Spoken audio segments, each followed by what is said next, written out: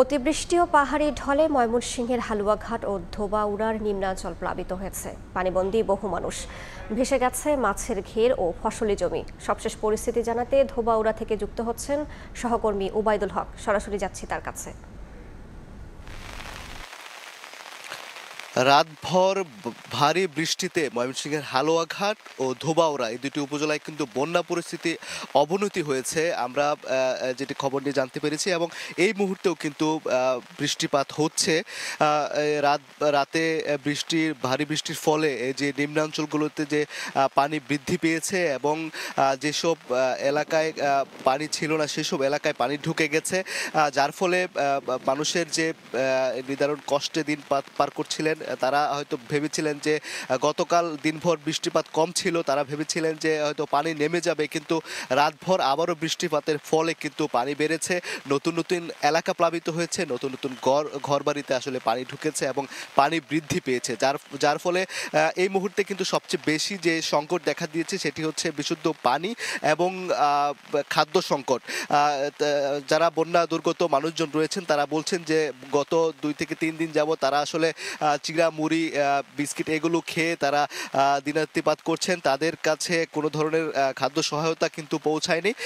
তারা বলছেন যে দ্রুত যাতে প্রশাসন এবং স্বেচ্ছাসেবী সংগঠন যেগুলো রয়েছে তারা যেন দ্রুত এই বন্যা দুর্গত মানুষদের কাছে যায় এবং তাদের যে খাদ্য সহায়তা সেটি যেন পৌঁছে দেয়। কারণ গত 3 দিন যাবৎ কিন্তু তাদের যে রান্না বান্না কিছুই করতে পারছেন না এবং বিদ্যুৎ সংযোগ না থাকার কারণে কিন্তু সেভাবে যোগাযোগও করতে পারছেন না। যারা বন্যা দুর্গত মানুষজন আছেন অনেকেই চেষ্টা করেছেন উঁচু জায়গায় অবস্থান নেওয়ার জন্য, গৃহপালিত পশু নিয়ে।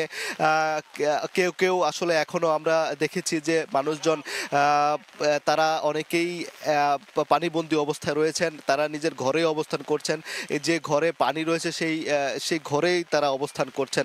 সব মিলিয়ে কিন্তু তারা এখনো পর্যন্ত নিদারুণ কষ্টে দিনপাত করছেন এবং এই পানি বৃদ্ধির ফলে যে উপজেলা সদর এলাকাতেও পানি বৃদ্ধি পেয়েছে এবং সেখান থেকে অন্যান্য এলাকাতেও কিন্তু পানি ঢুকে পড়ছে। তো সব মিলে বলা যায় যে আমরা এখন আছি ধোবাউড়া একটি উপজেলার সদর ইউনিয়নে। এখানে আসলে দেখতে পাচ্ছি যে যে বাড়িগুলো রয়েছে সবগুলো এখন পানির নিচে, ফসলি জমি এবং মাছের ঘের সবকিছুই কিন্তু এখন পানিতে ভেসে গেছে।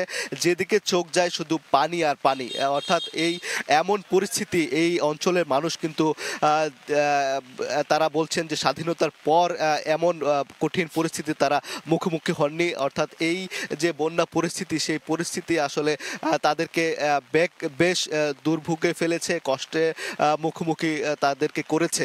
তারা বলছেন যে এটি যদি খুব শীঘ্রই না কমে তাহলে আরও বেশি বিপাকে পড়বেন।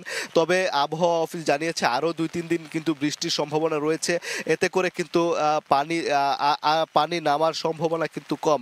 অর্থাৎ এইভাবে বৃষ্টি চলতে থাকলে কিন্তু মানুষের যে দুর্ভোগ সেটি বাড়বে এবং এই যে বন্যা পরিস্থিতি সেটি কিন্তু আরও অবনতি হবে। তবে বৃষ্টি যদি কমে যায় তাহলে কিন্তু বন্যা পরিস্থিতি উন্নতি হবে। তবে যে অবস্থা দেখা যাচ্ছে এখনো পর্যন্ত সেটি আসলে উন্নতি হওয়ার কোনো লক্ষণ দেখা যাচ্ছে না। বৃষ্টিপাত চলছে এবং এই গ্রামগুলো আসলে আরো বেশি পানি বৃদ্ধি পাচ্ছে।